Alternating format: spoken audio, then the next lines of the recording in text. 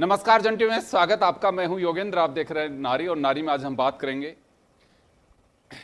अभी हाल ही में doctors day गया और ये बड़ी सुकून की बात है कि आज हमारे नारी के अतिथि सभी डॉक्टर्स हैं और हम महिला की सेहत और खुद की सेहत की हम परवाह कर रहे हैं और इनसे जानना भी चाहेंगे कि कितनी ज़रूरी है महिला की सेहत और बदलती लाइफ स्टाइल, बदलता दौर, बदलता ज़माना, उसमें क्या चुनौतियां हैं, साथ ही केवल पेशेंट की नहीं खुद डॉक्टर के सामने भी क्या चैलेंजेज है, उन तमाम चीज़ों को लेकर चर्चा करेंगे हम।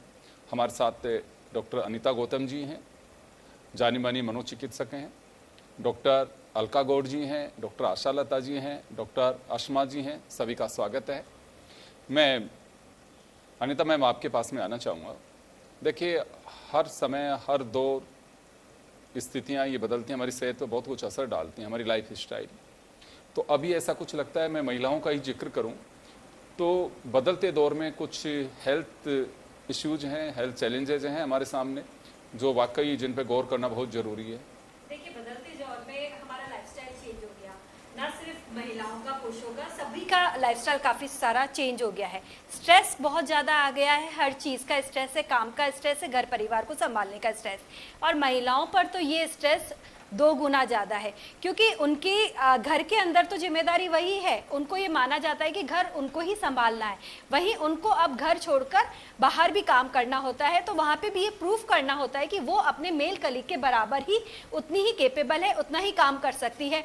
तो दोनों जगह ये संभालना कि वहाँ पे भी प्रूफ करना, घर पर भी संभालना, क्योंकि घर वाले तो कहते हैं कि अगर आपको नौकरी करनी है तो इट्स योर प्रॉब्लम, आपको घर तो देखना ही पड़ेगा। तो ये स्ट्रेस डबल हो जाता है, स्ट्रेस, लाइफस्टाइल चेंज, ये सब चीज मिलकर महिलाओं के अंदर अभी मानसिक समस्या जो बढ़ रही है, जैसे हम बोलेंगे डिप्रेशन हो गया या एंजाइटी डिसऑर्डर्स बहुत ज्यादा बढ़ रहे हैं, घबराहट, पैल्पिटेशन, स्ट्रेस को झेल नहीं पाना, ये सब चीजें काफी ज्यादा देखने में आ रही हैं।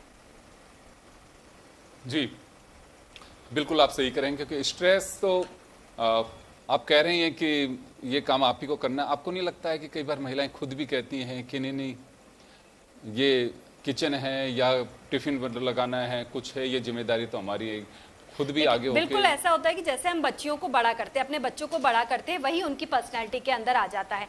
अगर हम अपने परिवार में यही है ना कि एक काम को क्या बोलेंगे कि एक तरीके से स्टीरियोटाइप में हमने अपने सोसाइटी को डिवाइड कर दिया कि मेल का ये काम है कि उसको बाहर जाके पैसा कमाना है, फीमेल का ये काम है कि वो घर को संभालेगी, घर के सब चीज़ों का काम करेगी। वही चीज़ बच्चे जो हैं देखकर बड़े होते हैं कि उनकी माँ ने, उनकी दादी ने घर का काम किया है। अगर घर का कोई भी मेल मेंबर बाहर से आता है तो उनकी हर तरीके से सेवा की जाती है, हर चीज़ के अंदर कॉम्प्रोमाइज़ भी फीमेल मेंबर को करना पड़ता है। यही चीज़ देखकर जब बच्चा बड़ा होता है तो फीमेल अपने अंदर अपने आप ही वो चीज़ को इम्बाइब कर लेती है कि मुझे इसी तरीके से बड़ा होना है, घर संभालना है और अपनी आवाज़ नहीं किसी चीज़ के अंदर देनी है। वहीं पे मेल जो है इसी तरीके से बड़ा होता है बच्चा, लड़का, कि मुझे डोमिनेंट फैक्टर बनना है, घर के ऊपर एक तरीके से मेरा एकाधिकार रहेगा। तो ये सब चीज़ें हमारी जो परवरिश है, जब हम बच्चों को बड़ा कर रहे हैं, उसका एक बहुत बड़ा फैक्टर है कि हमारा सोशियो कल्चरल जो फैक्टर्स है कि हमारे आसपास का एनवायरनमेंट कैसा है, हमारे घर का वातावरण कैसा है, हमारे समाज आसपास का क्या सोचता है, उस सब चीज़ों का फर्क पड़ता है कि मेल और जो फीमेल है बच्चे वो किस तरीके से बड़े हो रहे हैं। देखिए, चाहे हम किसी भी दौर में चले जाएं, लेकिन कुछ कड़वे सच्चे हैं जो हमें स्वीकार करने चाहिए। हम कितने भी खान पान में सावधानियां बरतें, सरकार की योजनाएं हों, हम खुद भी चाहते हैं कि बेहतरीन लाइफ जिएं, लेकिन यह सत्य है कि आज भी अच्छे खाते पीते घर से लेकर के और झोपड़पट्टी तक एनीमिया की जो सिचुएशन बनी हुई है महिलाओं में, वही बहुत बड़ी चुनौती है। सर्वाइकल प्रॉब्लम्स और भी कुछ ऐसी चीज़ें हैं कि हार्मोन्स के चेंज के साथ में वो कुछ ईश्वर की ऐसी देन है बायोलॉजिकली जिसमें कोई कुछ नहीं कर सकता है, वो एक महिला को ही सहन करनी है। ये कुछ ऐसी स्थितियां हैं जो वाकई चाहे डॉक्टर हो चाहे पेशेंट है, सबके सामने ये परेशानी है। तो अलका जी, आपके पास में आना चाहूँगा। कुछ ऐसी सिचुएशन ईश्वर की देन ही है जो महिला के जन्मजात है या एनीमिया की, जैसे मैं कह रहा हूँ आपको कि बहुत सारी महिलाओं में मिलेगा। अच्छी, मतलब ये नहीं कह सकते कि हाँ चलिए उनको क्या न्यूट्रिशन फूड मिलता होगा, जिनके मिलता है उनमें भी दिक्कत है। तो ये एक बड़ी चुनौती है, हम इसे हल्के में तो नहीं ले रहे हैं। हम इसको हल्के में ले रहे हैं, क्योंकि महिला कितनी भी पढ़ लिख ले, हमेशा परिवार के, अगर हम भारतीय परिवेश में देखें तो परिवार में वो खुद को हमेशा सबसे पीछे रखती है। पहले उसके लिए फैमिली इंपॉर्टेंट है, चाहे वो वर्किंग हो चाहे वो नॉन वर्किंग हो। तो इसमें जबकि आज का सिनेरियो तो ये है कि जो यूथ है, वही बच्चियां आजकल बड़ी कॉन्शियस हैं अपनी हेल्थ को लेके, अपनी न्यूट्रिशन को लेके, लेकिन वो इतनी कॉन्शियस होने के बाद में भी अपनी मदर्स को या मदर इन लॉ को कन्विंस नहीं कर पाती है कि वो अपने न्यूट्रिशन पे या अपने थॉट प्रोसेस में एक चेंज लाएं। कि ये पहले की बातें होती थी कि पुरुष खा लेगा फिर महिला खाएगी, या सब्जी या फ्रूट्स में या सैलेड्स में जो भी हेल्दी जो भी होता था वो सारा वो पहले अपने परिवार के लोगों को खिलाती थी और फिर ये कहती थी कि देखते हैं हम तो खा ही लेंगे। तो ये टेंडेंसी चेंज हुई है और हो भी रही है, धीरे धीरे जिम की तरफ बढ़ भी रही है, अपनी हेल्थ को लेके काफ़ी अवेयर है। ऑस्टियोपोरोसिस पहले बहुत कॉमन था, लेकिन अभी बहुत अर्ली एज पे फीमेल्स जो हैं कैल्शियम वगैरह और अपने रूटीन टेस्ट के संग बराबर रहती हैं, अपना कैल्शियम चेक कराती रहती हैं। एनीमिया की हम बात करें या विटामिन B12 की बात करें तो खुद को अपडेट रहती हैं। और वो जिस तरह से अब हर 3 मंथ्स में स्कैनिंग, इतनी सारी कंपनीज भी आ गई तो वो वैसे भी इनको प्रमोट भी करती हैं। एट द सेम टाइम पहले वुमेन्स सप्लीमेंट्स एक्स्ट्रा नहीं आते थे, अभी हर कंपनी वुमेन्स ओरिएंटेड सप्लीमेंट्स बनाने लगी है। आप देखेंगे उसमें प्रोटीन पाउडर है, वो भी वुमेन्स को टारगेट करते हुए बनाया जा रहा है। आयरन है, कैल्शियम है, मल्टीवाइट्स है, तो बहुत सारी ऐसी चीज़ हैं। अनीमिया, लेकिन ये तो रहा शहर का सीन। अगर हम बात करते हैं विलेजेस की या रूरल एरियाज़ की, तो आप देखेंगे कि अनीमिया आज भी वहीं की वहीं है जहां वो कई वर्षों पहले था। आज भी कई माएँ बच्चे को जन्म देते समय चली जाती हैं सिर्फ खून की कमी की वजह से। इतनी अवेयरनेस होने के बाद में भी, इतने एजुकेटेड होने के बाद में भी गांव के अंदर परिदृश्य वही की वही है कि कम उम्र में शादी कर देते हैं, कम उम्र में बच्चे हो जाते हैं, पता ही नहीं चलता कि माँ को अनीमिया था और वो बच्चे में भी कमी है। और इसी वजह से जो मदर और चाइल्ड मोर्टेलिटी रेट है वो अभी तक हाई है। बिल्कुल आप सही कहा। हालांकि ये दौर बदला है, बाल विवाह का जो सिचुएशन बनी हुई थी वो काफ़ी कम हुआ है पहले से, और इसकी सबसे बड़ी वजह है लिटरेसी, और बच्चियां खुद भी इस बात को मानती हैं।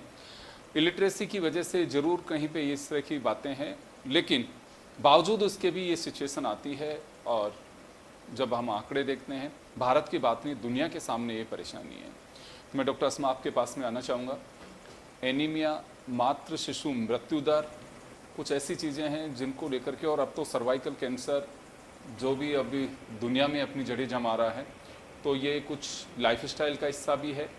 क्योंकि जैसे बाल विवाह की बात करते थे, भारत में भी राजस्थान हमारे सामने बड़ी एक चुनौती थी, एक बदनुमा दाग भी था कि राजस्थान में बाल विवाह होती हैं। अक्षय तृतीया पे तो लगता था कि बहुत, अभी भी होते हैं, पर वो स्थिति नहीं है कि गली गली में बैंड बज रहे हैं कि इतने छोटे छोटे बच्चों की मैरिज हो रही है, तमाशा सा हो रहा था। अब वो नहीं है, इतनी कम हुआ है अभी भी, लेकिन कम हुआ है। तो ये स्थितियां बदली हैं, लेकिन बावजूद उसके भी बहुत बार आप लोग भी सलाह देते होंगे भी एनीमिक है और आप इस पे सेहत पे ध्यान दीजिए, खान पान पे ध्यान दीजिए। तो क्या किया जो हमारे फूड जो है उसकी उसका जो प्रोडक्शन है वही कहीं ऐसा तो नहीं है कि दिक्कत कर रहा है, या फिर हमारी लाइफ स्टाइल में वो चीज़ें हमें खाने को नहीं मिल पा रही हैं जो जिनकी ज़रूरत है, वो प्रोडक्शन बढ़ाना चाहिए, उस पर ध्यान देना चाहिए। गवर्नमेंट भी अपनी तरफ से कोशिश करती हैं कि आप दाल खाइए, सब्जियां खाइए, ये खाइए, वो खाइए, लेकिन फिर भी स्थितियां नहीं बदल रही। तो आपको लगता है कि वाकई आज भी ये चुनौती बनी हुई है? देखिए, बहुत इंटरेस्टिंग क्वेश्चन है एक्चुअली। अपन अनीमिया की बात करते हैं या मेटरनल मोर्टालिटी की अपन अगर बात करते हैं तो डेफिनेटली स्टैटिस्टिक्स तो शो करेंगे कि आपको बहुत इंप्रूवमेंट है, and actually day to day life में काफ़ी लोगों में अवेयरनेस है। अब आंगनवाड़ी वर्कर्स को ही ले लीजिए आप, फॉलिक एसिड की टैबलेट गांव-गांव बांटी जाती है, पेशेंट्स को जागरूकता है। जिन लोगों की ज़्यादा ब्लीडिंग हो रही है वो लोग एक्चुअली सतर्क रहते हैं, डॉक्टर के पास भी आते हैं। डॉक्टर भी ज़्यादा हो गए हैं टाइम के साथ, तो पेरिफेरी वगैरह में भी लोकेटेड रहते हैं। बट आई थिंक कि आज की जो अपनी जनरेशन है, वो जो जंक फूड का जो नया कॉन्सेप्ट स्टार्ट हुआ है, where everybody is ordering out, at least मैं अपनी जनरेशन में बता सकती हूँ, लोग घर का खाना खाना पसंद ही नहीं कर रहे हैं। लोग अगर ये समझते ही नहीं है कि जैसे विटामिन बी और विटामिन सी जो है वो वाटर सल्यूबल है, अगर हम उसे ज़्यादा गैस पे पकाएंगे, ज़्यादा हीट पे पकाएंगे तो वो मर जाएंगे। पर अपन ज़्यादातर लोग बाग बाहर से ऑर्डर करते हैं, बेकार खाना खाते हैं। पर अगर आप अच्छा खाना खाओगे, चुकंदर वगैरह खाओगे, things that are maroon in colour, देखो हीमोग्लोबिन अगर लेस देन 9 होता है है, that is when you are given the diagnosis of anaemia. तो अनीमिया अगर आपको है और आपको पता चल गया है कि अनीमिया है, तो there are lot of sources जिससे आप प्रिवेंट कर सकते हो फर्दर वर्सनिंग, आप प्रिवेंट कर सकते हो ज़्यादा ख़राब होना।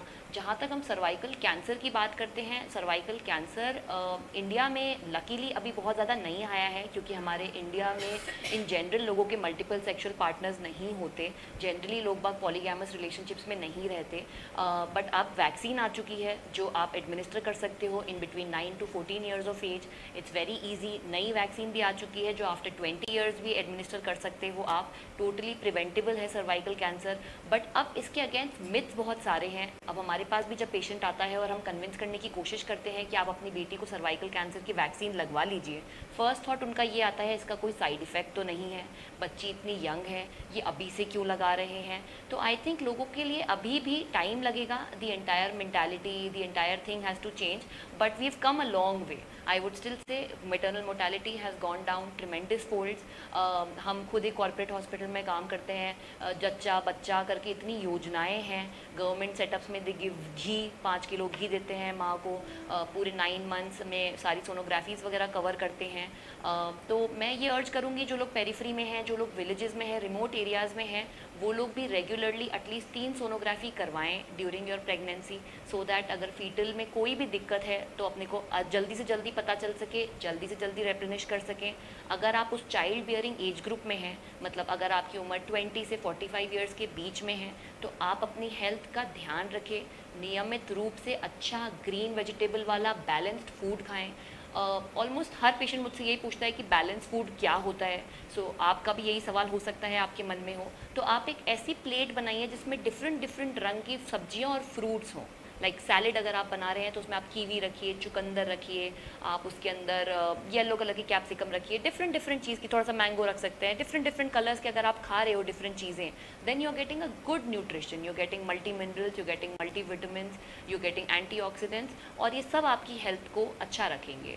When it comes to females, I always feel कि फीमेल्स मल्टी टास्किंग करती हैं, इतना कुछ करते हैं हम एक दिन के अंदर। हम बच्चों को सुबह टिफ़िन बना के स्कूल भेजते हैं, फिर खुद का टिफ़िन पैक करते हैं, फिर हस्बैंड काम पे जाते हैं, फिर हम घर आके खाना खाते हैं, बच्चों को पढ़ाते हैं, रात तक almost everyone is exhausted and drained. इन पूरे 12-13 घंटे में सुबह 8 की रात के 8 बजे तक आई फील एक औरत बहुत काम करती है, बहुत लोगों का ध्यान रखती है, और उस बीच कहीं ना कहीं वो खुद ही अपना ध्यान रखना भूल जाती है। मतलब स्टडीज़ हैं, रिसर्चेज हैं इस पे कि विमेन कम पानी पीती हैं क्योंकि उनको ध्यान ही नहीं रहता पानी पीना। For example, this is just a very small little example, but इससे आपको ये समझ में आ जाएगा कि जब पानी पीना ध्यान नहीं रह रहा तो हमें अपनी हेल्थ पे, अपने मल्टीविटामिन के सोर्सेज को रिप्लेनिश करने का टाइम कहाँ से मिलेगा। बट कीजिए, इट्स वेरी इंपॉर्टेंट। हम 2026 में रह रहे हैं, इट्स वेरी इंपॉर्टेंट कि आप अपनी हेल्थ का खुद ध्यान रखें। Be the inspector of your own life. आप खुद अपना खाना ध्यान रखिए, क्या खा रहे हैं क्या नहीं खा रहे हैं, ध्यान रखिए। हर सब्जी को बॉईल करके पानी नहीं फेंकना है। हर लोग यही करते हैं कि गोभी बनाई, उसका पानी पहले फेंक दिया छान के। Don't do that. वो पानी के अंदर ही न्यूट्रिशन है, वो पानी के अंदर ही विटामिन बी, विटामिन सी, सारी वाटर सल्यूबल चीज़ें हैं। इंस्टेड आप सब चीज़ों को स्टीम कीजिए या आप लो फ्लेम पे पकाइए। बिल्कुल आप सही कह रही हैं कि हम लोग ये मैक्सिमम लोग करते हैं कि गोभी को बॉईल किया, लेकिन डॉक्टर्स भी यही कहते हैं, आप लोग भी, कि गोभी को इतना बॉईल करिए कि उसमें जिस तरह के आजकल कीड़े और ये सब आते हैं, क्योंकि नाले वाले सब कुछ, और फिर उसके अलावा पेस्टिसाइड्स का इतना प्रयोग करते हैं, तो जब तक उसको बॉईल भी नहीं करो तो भी, और वो बॉईल किया हुआ पानी है अगर वो पी जाएँ। खैर बहुत सारी मिथक भी हैं, चीज़ें भी हैं, प्रैक्टिकली भी जब हम देखते हैं। तो डॉक्टर आशा लता जी, आपके पास में आना चाहूँगा। आप लोग भी काफ़ी काम कर रहे हैं, खासकर महिलाओं के लिए सर्वाइकल कैंसर को आप लोगों ने पिछले दिनों कुछ कैंप्स वगैरह भी लगाए हैं, तो क्या कुछ है अभी चैलेंज है हमारे सामने? ये देखिए, मेरे साथी डॉक्टर्स ने इस विषय पे आपको बहुत कुछ बताया है। जैसा कि सभी ने बताया कि फीमेल्स HPV मतलब सर्वाइकल कैंसर के साथ साथ आजकल ब्रेस्ट कैंसर भी एक बहुत कॉमन है। मतलब हम लोग यहाँ मरीजों को देखते हैं। एनीमिया जो लाइफ स्टाइल डिजीज़ के साथ साथ फीमेल्स में जो पीरियड्स इरेगुलरिटी होती है, वो भी उसका एक मोस्ट कॉमन रीज़न होता है। और रूरल्स एरिया में जो ये इरेगुलरिटी होती है, इनको अधिकतर तो मान लिया जाता है कि मतलब वो फीमेल शर्म में या मतलब ज्ञान की कमी से उसको दबाने की कोशिश करती है। जब वो स्टेज ज़्यादा बढ़ती है तो वो हॉस्पिटल्स में आते हैं। प्रेगनेंसी के दौरान मतलब हमारे आज भी अगर प्रेग्नेंट फीमेल है तो जो उसका कंप्लीट चार्ट है वो नहीं दिया जाता। वर्कलोड ज़्यादा रहता है। शहरों में जो फीमेल्स में सर एक नशा बहुत ज़्यादा पनप चुका है लाइफ स्टाइल मॉडिफिकेशन के साथ या मॉडर्नाइजेशन के चक्कर में। तो हमारी लाइफ स्टाइल हम आगे बढ़ने के चक्कर में अपने आप को बीमार कर रहे हैं, लेकिन ऐसा नहीं है, अवेयरनेस भी हो रहे हैं। और जहाँ तक ही कहा जाता है कि महिलाओं पे दोहरी जिम्मेदारी, तो मैं सर वर्किंग फीमेल्स और हाउसवाइफ दोनों से मिलती हूँ। तो हाउसवाइफ की कंप्लेन होती है कि आफ्टर 35 वो डिप्रेशन में आती है, क्योंकि उन्होंने कहा कि हम अपनी लाइफ में जो जो करना चाहते थे ना, कि हमें बच्चों को करना है, घर सजाना है, सब कुछ अब हम कर चुके, लेकिन अब हमें बोरिंग लगता है। वर्किंग होते हैं तो सर कई बार हम अपने मूड स्विंग जो होते हैं वो बहुत कम होते हैं। सर क्यों? हम अपने घर की प्रॉब्लम ऑफिस में भूल जाते हैं, ऑफिस की घर में भूल जाते हैं। कहते हैं ना, व्यस्तता आपको एक अच्छी स्वस्थ दे सकती है शैतान का घर होता है सर। और एक मुझे एक मतलब कहा था कि आप 3 चीज़ों से रास्ता जोड़ लीजिए, जिम या योग प्राणायाम, मंदिर और लाइब्रेरी।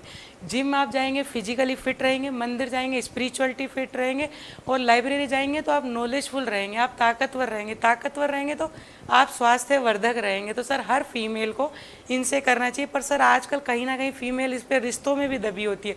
अगर बहू अच्छा करना चाहती है तो सास दबा देती है, सास करना चाहती है तो बहू बोलती है मेरी बारी। मतलब इस तरह के जो रिलेशन में कंट्रोवर्सी होती है वो भी सर वो भी एक उसका मतलब रीजन है कि फीमेल्स को इतनी मतलब आज पढ़ी लिखी फीमेल्स है ना सर, उनको भी इतनी छूट नहीं। अगर वो डाइट पे ज़्यादा ध्यान देते हैं कि ये तो घर को तो संभालती नहीं है, खुद का ही ज़्यादा ध्यान रखती है, या जो इस तरह की फीमेल समाज में तो उनके पीछे बैक बाइटिंग बहुत की जाती है। तो सबसे पहले हम हेल्दी एनवायरनमेंट तैयार करें। सर एनीमिया जैसे कि हम घर में छोटी छोटी चीज़ें कर सकते हैं। मेरे हस्बैंड के मतलब इनिशिएशन पे हमने किया सर, हम जो बर्तन बनाते करते हैं, कढ़ाई हम आयरन के लिए, हम अपनी रसोई को एल्यूमिनियम फ्री करें। सर हम जैसे रात को छोटी मोटी आयुर्वेदिक चीज़ें इसमें जैसे मुनक्का या किसमें जैसे भिगो के, क्योंकि कुछ ऐसे आइडिया जो हम जल्दी जल्दी अपना सकते हैं। जैसे मैडम ने बताया हम वैरायटी ऑफ कलर्स वाली मतलब फूड इंक्लूड करें। और सर हम अपनी मतलब जो मेंस्ट्रुएशन हाइजीन, मेंस्ट्रुएशन इरेगुलरिटी, उनको टाइमली जांच करें। और एक हम सर अपना ब्लड टेस्ट कराएं। जैसे मैं बोन एंड पेन स्पेशलिस्ट हूँ, मेरे पास फीमेल कब आती है जब उसको सीवियर पेन होता है, लेकिन वो या तो डायबिटिक प्रोन होती है या थायराइड की तरफ जाती है या एनीमिया या डिप्रेशन, ये भी उसके साथ कॉज होते हैं। तो हम अपना मंथली चेकअप कराएं। सर जैसे कि सर्वाइकल कैंसर के लिए आपने बताया, तो HPV वैक्सीन के बाद अवेयरनेस आई है, लेकिन सर आज भी लोगों में भ्रांतियाँ, पढ़े लिखे लोग मुझसे पूछते हैं कि ये तो एक मतलब जैसे कि कोरोना वैक्सीन के लिए भ्रांति फैली थी ना कि उस तरह ये बाजार में ये करा जा रहा है। लेकिन दीदी मैंने सुना इसे इनफर्टिलिटी होती है, इसके साइड इफ़ेक्ट होते हैं, या ये डीप स्टेट का एक फंडा है हमारे समाज में, क्योंकि हमारे समाज की लाइफ स्टाइल ऐसी है ही नहीं। हमारी फीमेल बिफोर 15 आजकल सेक्सुअली एक्टिव होती ही नहीं, मल्टीपल पार्टनर नहीं होते। तो ये जो भ्रांतियाँ कम होंगी तो अवेयरनेस होगी। सरकार की पहल है कि 15 साल तक की बच्चियों के लिए किया, सर ये और एज की फीमेल के लिए बढ़ना चाहिए कि कॉस्ट इफेक्टिव भी सबके लिए मैटर करती हूँ।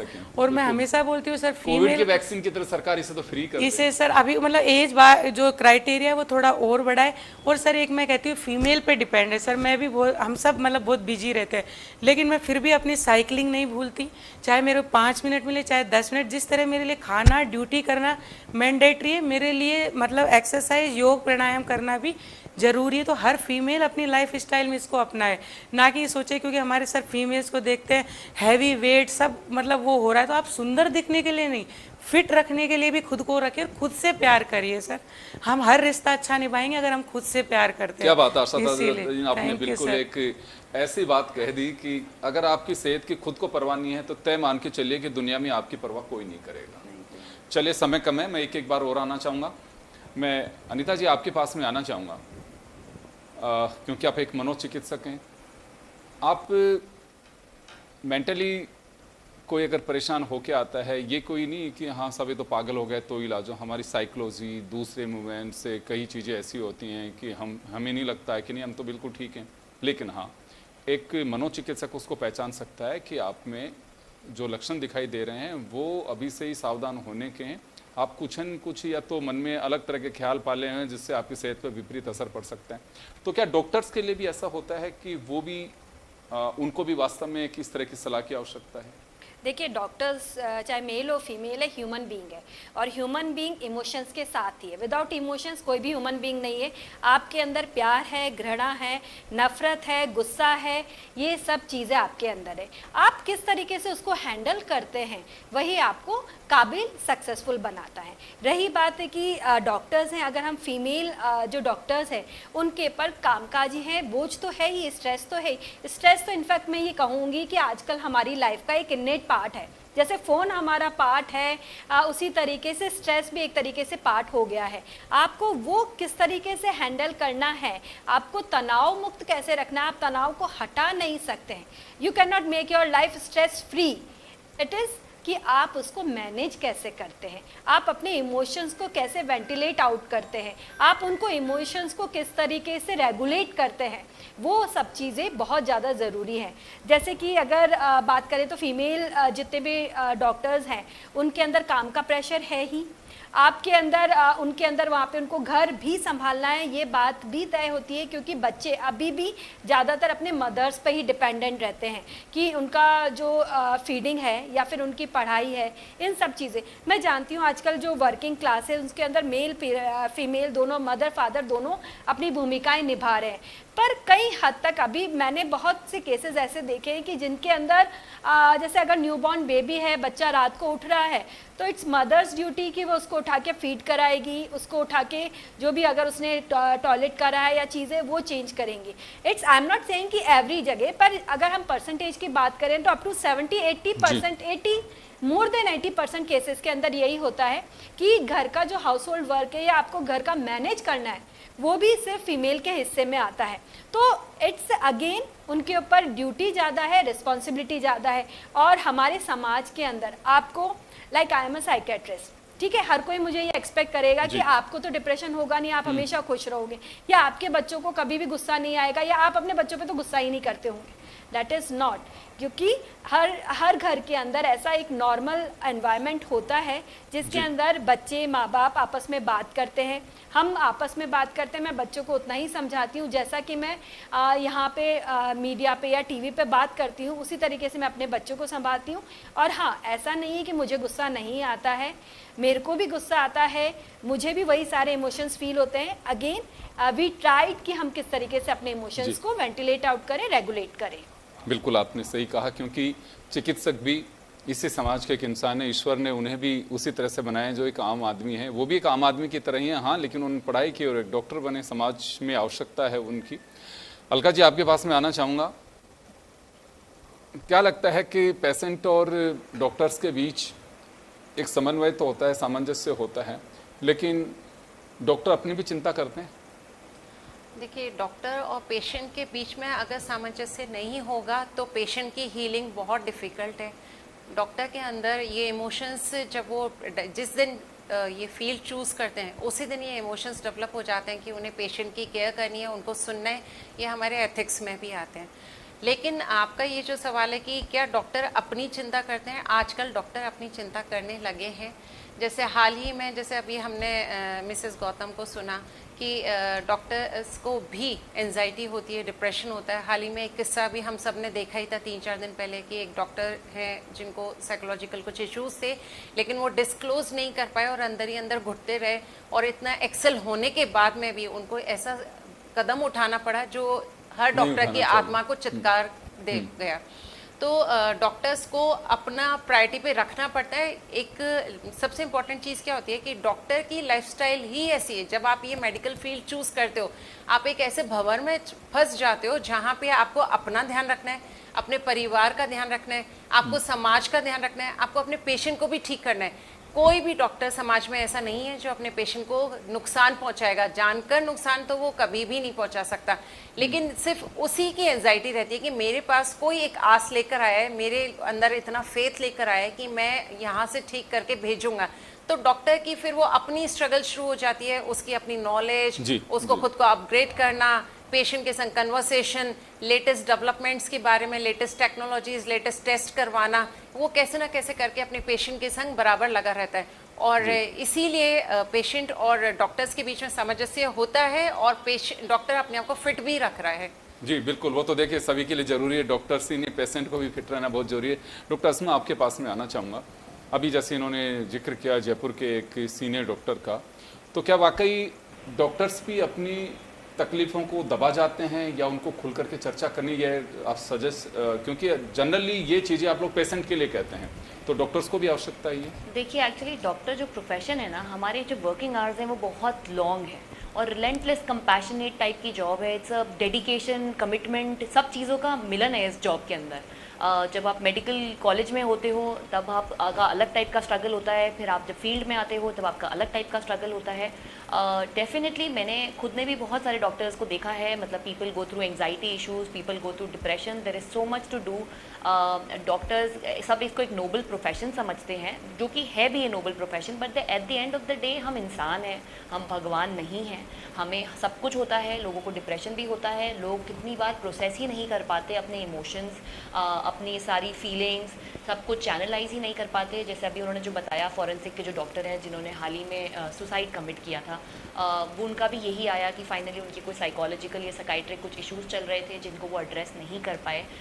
So it's very very common. आपकी जो स्लीपिंग साइकिल होती है वो पूरी एराटिक रहती है, आपको रात को मिडनाइट कॉल्स आते हैं, आप उठ के जाते हो, तो आप दिन में अपना पालन पोषण, अपना जो आपका दिन, कहना बहुत ईजी है बट एक्सरसाइज के लिए भी टाइम निकालना पड़ता है। एक डॉक्टर के रूटीन में सुबह ओपीडीज होती हैं, हॉस्पिटल्स होते हैं, रात को कॉल्स होते हैं, इन बिटवीन आपकी अपनी पर्सनल लाइफ भी होती है, जो आपकी फैमिली होती है। It's very difficult to take out time for your own self, but like everybody suggesting here, आपको अपने लिए नियमित रूप से व्यायाम करना, नियमित रूप से टाइम निकालना, अपने आप को सेल्फ हीलिंग जो करना, मेडिटेशन करना, it's very important. Self healing में हेल्प करता है ये सब कुछ, तो ये डेफिनेटली करना चाहिए। जी चलिए डॉक्टर आशालता जी, समय बहुत कम है, 30 सेकंड में चाहूँगा, चलते चलते आप क्या मैसेज देना चाहेंगे डॉक्टर्स को भी और पेशेंट्स को भी? सर मैं ये संदेश देना चाहती हूँ कि डॉक्टर्स और मरीज, कि लोग हमारे पास मरीज बनकर कम आए, स्वस्थ रहे, मस्त रहे। और सर डॉक्टर के लिए कहना चाहती हूँ कि एक किस्सा है कि डॉक्टर एक आलू की तरह होते हैं, जिस तरह आलू हर सब्जी में फिट बैठ जाता है, डॉक्टर हर लाइफ स्टाइल में फिट बैठ जाते हैं। और एज ए डॉक्टर हम बहुत खुश हैं सर, क्योंकि है ना जो चैलेंजेज है वो हर प्रोफेशन में, लेकिन जो समाज में इज्जत है सर वो डॉक्टर में है, वो किसी में नहीं है। एंड सेकंड थिंग कि सर एक डॉक्टर फीमेल होती है ना सर, जब वो उस अपने प्रोफेशन में पूरा डेडिकेटेड होती है ना, जो इज्जत और सम्मान उसको मिलता है, तो सर उसके आगे उसकी सारी कठिनाइयाँ कम है। स्वस्थ रहेंगे, स्वस्थ हम रहेंगे, क्योंकि सर अगर हम किसी मरीज को सलाह दे रहे हैं, वो कह रहा है डॉक्टर खुद ही से पीड़ित है, तो हमारा इफेक्ट कम पड़ेगा। इसलिए इफेक्टिव बनने के लिए स्वस्थ रहे, मस्त रहे, सोशली एक्टिव रहे, सबसे इंटरेक्ट रहे और ईश्वर की शरण में रहे। ईश्वर धरती पे आप स्वरूप है, तो उसके शरण में तो रहना सबसे जरूरी है। बिल्कुल आपने सही कहा, लेकिन आपने ये भी कहा कि आप पेशेंट बन के नहीं आए तो फिर तो हॉस्पिटल से बंद हो जाएंगे अगर आप पेशेंट हैं। मतलब अगर कुछ रीजन जो प्रिवेंटिव केयर से ही हो सकते हैं तो आप नहीं आए। वैसे एक है, तो चलिए हमने डॉक्टर्स को हमारे नारी में जोड़ा और हमने चिंता की है कि डॉक्टर्स की खुद की भी, वो दूसरे का ख्याल रखते हैं और वो मजबूत हमारा एक इंजन है, वो अगर सही तरीके से नहीं रहोगे तो पीछे से डब्बे या गाड़ी कैसे चलेगी। उनका भी स्वस्थ रहना बहुत ज़रूरी है। ये मुझे लगता है कि समाज में हर कोई उनकी भी फिक्र करता है। ये मैंने इस वजह से कहा कि पिछले दिनों कुछ केसेज आए, उसकी वजह से हम गुजारिश करेंगे कि डॉक्टर्स अपना भी ख्याल रखें, तभी वो एक बढ़िया चिकित्सक के रूप में रह के पेशेंट का ख्याल रख सकते हैं। सभी का बहुत बहुत शुक्रिया। नारी में इतना ही, दीजिए इजाज़त।